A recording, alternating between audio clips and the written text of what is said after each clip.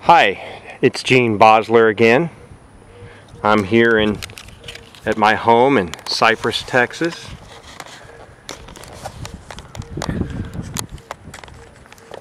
I'm up on the fence again. 2 weeks ago, I showed y'all what we were planning on doing with our garden. That was on the 5th of March. And let's take a look at what we've done so far. It's really windy, but the wind's in my back. So you can see that I added a bed. Okay, we had 1, 2, and the far bed. I put this one closer in. So we've got blackberry, blueberry, raspberry, potato, onions, tomatoes, some onions right there that are not doing so hot.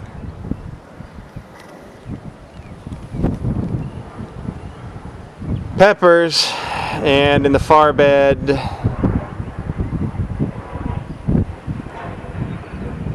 onions, garlic, basil, and our grapefruit tree. What? There's Mrs. Basler. Onions. Yeah, okay, onions. One of the things Susie thought about doing was that frame that was the cloth cover for that awning is in the shed. Susie was thinking about turning that into a greenhouse by covering it with plastic. So that's another idea we had. Another thing that I want to do off in that distance, well, we want to make that patio bigger, but I also want to do an experiment with green beans, where rather than do a raised bed, I want to see if I can just kill the grass without bringing in any soil and plant beans. So, you know, the urban harvest folks are not real keen on tilling or disturbing the soil. I know they like to smother the grass with newspaper. I like to use newspaper to smother grass too. But I'm not doing a raised bed. I want to do a little test plot back in there. So I encourage your ideas there. So that's what we've done so far. Still haven't figured out what we're going to do on this side, but this is a good example. It is about 1:30 in the afternoon, maybe 2 o'clock, and you can see that this property line runs directly east and west. That's north. The sun never truly shines on this stretch here, see? So the sun will come off like this and set just north of the line for like just a few minutes. There will be a little bit of a glow hitting this. But for the most part, the sun never shines here. And as I indicated in my previous video, I'd like to have some sort of security hedge here or bramble growing. Of course, we haven't gotten so far as to put gutters up and rain barrels yet either. And the biggest feedback I've gotten from the previous video is Dr. Anthony Camarino, the Harris County Extension agent, also called the AgriLife Extension. He gave us some advice. The Master Gardeners of Harris County, the tallest and healthiest tomatoes, that one, and that one came from them. Oh, this one too, that the head got broken off of during planting. So special thanks and shout out to Dr. Camarino. Those of you who have any advice, some of the things we have in mind, this is treated wood. I'd like to use something different in the future. I'd like to use all hemp, bamboo, recyclable, biodegradable stuff in our garden. I'm a huge fan of hemp building materials, hemp gardening materials, and I'm also a fan of using locally produced stuff. This is Houston hardwood mulch from Living Earth Technologies, also known as Let Go. This is the tree and shrub clippings from tree companies like Bartlett Tree Experts of Houston, the operation that I run here in town.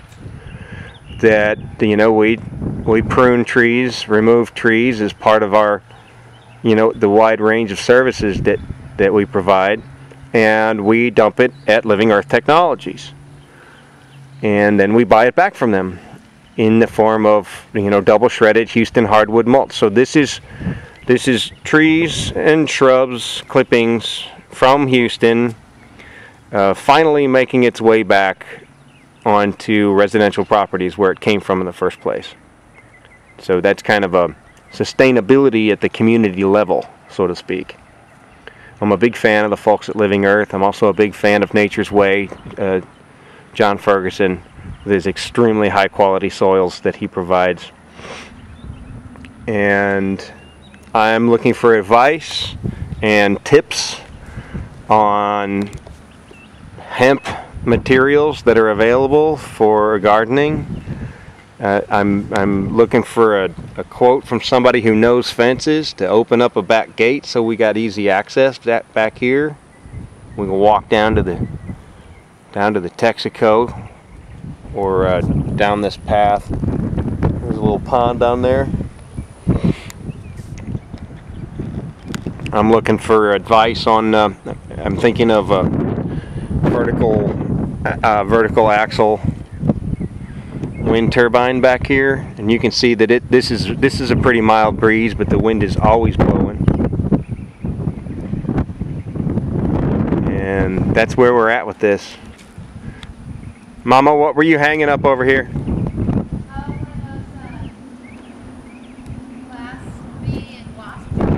It's a bee and wasp jar. You put sugar water in there? Go up in. Okay.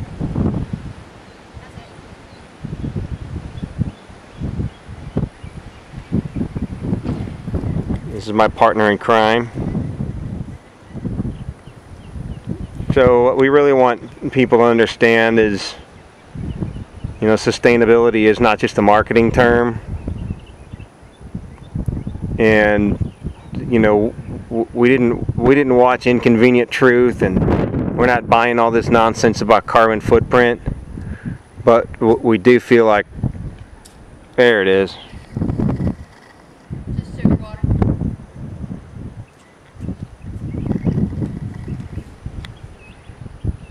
We do feel like we're losing control of our lives in a lot of ways. People are taking control of the food supply, what we eat, how, you know, what's in our food.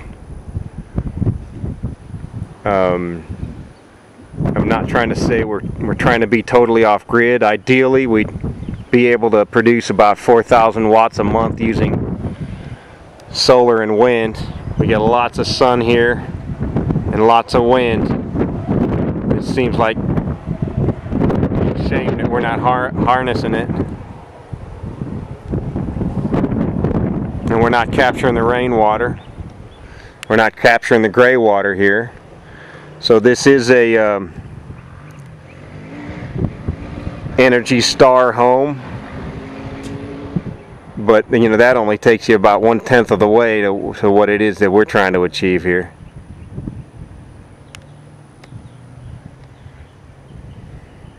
So I welcome your advice, comments. If you want to donate some gardening materials or some plant material, I'll give you a shout out here. There's the YouTube channel is increasing in popularity. Info at wideworldoftrees.com. Leave a comment on the YouTube channel or at the blog posting at baslerfamily.wordpress.com or at wideworldoftrees.com. Mama, can you bring that hammer to me? I gotta fix this fence while I'm up here. Thank you for tuning in. And here's where we're at. We are going to get the straw in here, so we need to cover this up with straw because this constant wind really dries out this soil quickly. Thank you. Thank you for tuning in, folks.